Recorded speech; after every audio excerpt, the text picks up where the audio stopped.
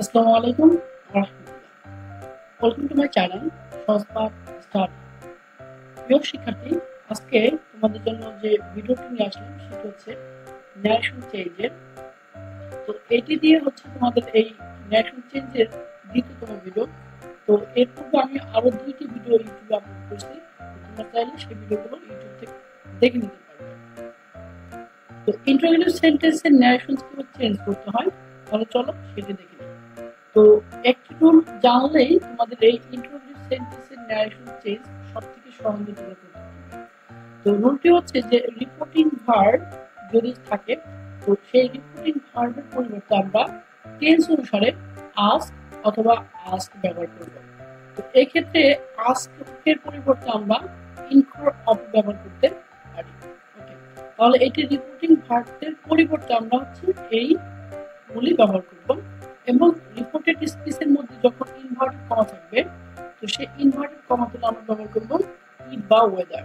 এবার বলা হচ্ছে যদি ডাব্লিউএস ওয়ার্ড থাকে, অর্থাৎ রিপোর্টেড স্পেসের মধ্যে যদি ডাব্লিউএস ওয়ার্ড থাকে তাহলে সেক্ষেত্রে আমরা ডাব্লিউএস ওয়ার্ডই ব্যবহার করব। ওকে, সো নিয়মটি এখানে দেওয়া আছে, তোমরা এটি দেখে নেবে। সো এই বিষয়টি ক্লিয়ার করার জন্য উদাহরণটি দেখলে তোমাদের আরো বেশি ক্লিয়ার হয়ে যাবে। সো ডিরেক্ট স্পেসে বলা হচ্ছে she said to me, do you help the poor? তো সে আমাকে বলল যে তুমি কি গরিবদেরকে সাহায্য করো। তো দেখো, এ হচ্ছে মূলত ইন্টারোগেটিভ সেন্টেন্স। তো এটি হচ্ছে রিপোর্টেড স্পিচ এবং এই যে প্রথম সেন্টেন্স এইখানে সেট টু হচ্ছে মূলত রিপোর্টিং ভার্ব। সো তোমরা যারা রিপোর্টিং ভার্ব এবং রিপোর্টেড স্পিচ কি এটি জানো না, তো তোমাদের জন্য থাকবে দেখো ডেসক্রিপশন বক্সে প্রথম ক্লাসের ভিডিও লিংকটি দেওয়া থাকবে, অর্থাৎ এই ন্যারেশন চেঞ্জের যে বেসিক রুলস, তো সেটি হচ্ছে তোমরা সেই ভিডিওটি তোমরা এখান থেকে দেখে নেবে। এছাড়াও আমি আই বাটনে ভিডিও লিংকটি দিয়ে রাখবো, তোমরা চাইলে সেখান থেকে ভিডিওটি দেখে নিতে পারবে। তো তাহলে এই ধরনের সেন্টেন্সকে আমরা ইনডিরেক্টলি কিভাবে পরিবর্তন করবো তাহলে চলো সেইটা আমরা দেখি। তো এই রিপোর্টিং ভার্বের পরিবর্তনটা আমরা করবো কিভাবে দেখো।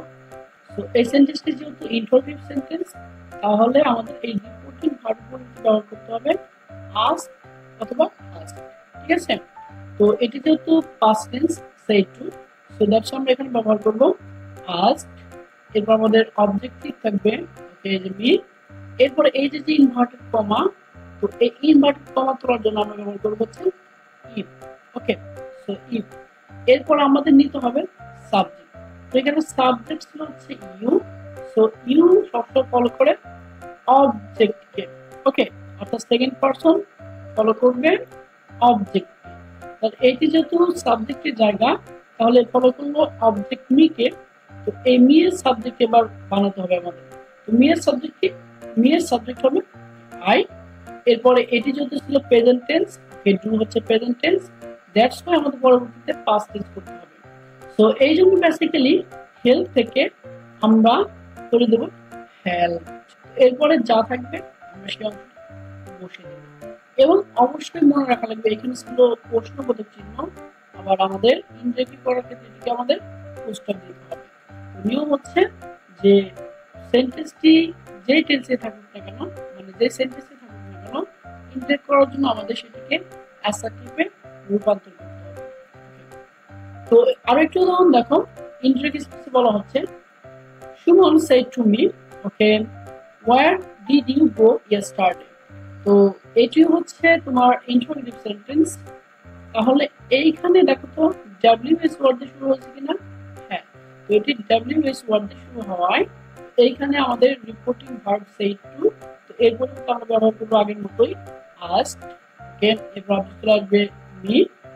এইখানে আমাদের যে ইনভার্টেড কমা ছিল, তো এই ইনভার্টেড কমা তুলে আমরা ব্যবহার করবো হচ্ছে where। তো আগে কিন্তু আমরা ইনভার্টেড কমার পরিবর্তে ব্যবহার করেছিলাম if, এবার আমাদের ব্যবহার করতে হবে ইনভার্টেড কমা তোলার where। পার্থক্যটা হচ্ছে যদি ডাব্লিউএস ওয়ার্ড না থাকে, ওকে, রিপোর্টেড স্পেসের মধ্যে ডাব্লিউএস ওয়ার্ড না থাকে, সেক্ষেত্রে আমরা ব্যবহার করবো কনজাংশন হিসেবে if। আর ডাব্লিউএস ওয়ার্ড থাকলে আমরা সেক্ষেত্রে ডাব্লিউএস ওয়ার্ডই রেখে দেবো। তো এরপর আমাদের খুঁজতে হবে সাবজেক্ট, সাবজেক্ট ইউ। এরপরে এটিকে ফলো করবো হচ্ছে মি কে। তো এটি তো সাবজেক্টের জায়গা, এবার মি এর সাবজেক্ট বানাও। তো নিয়ার সাবজেক্ট হচ্ছে আই। এরপর এটি যেহেতু ছিল পাস্ট টেন্স, তাহলে আমাদের করতে হবে নিয়ম অনুযায়ী হ্যাড প্লাস বিথি দিয়ে। তো এ হচ্ছে হ্যাড, এবং এই যে আমাদের মেইন ভার্ব ছিল গো, তো এটা বিয়ন দিতে হবে গন। এরপরে ইয়েস্টারডে থাকলে আমরা ব্যবহার করব দা প্রিভিয়াস ডে। তো এ হচ্ছে মূলত তোমাদের ইন্ট্রোগেটিভ সেন্টেন্সের নিয়ম। তো আশা করি এই ভিডিওটি তোমাদের জন্য খুব বেশি উপকৃত হবে। সো এই ধরনের ভিডিও পেতে চ্যানেলটি এখন সাবস্ক্রাইব করবে এবং ভিডিওটি ভালো লাগলে অবশ্যই একটি লাইক দেবে। Thank you so much for watching.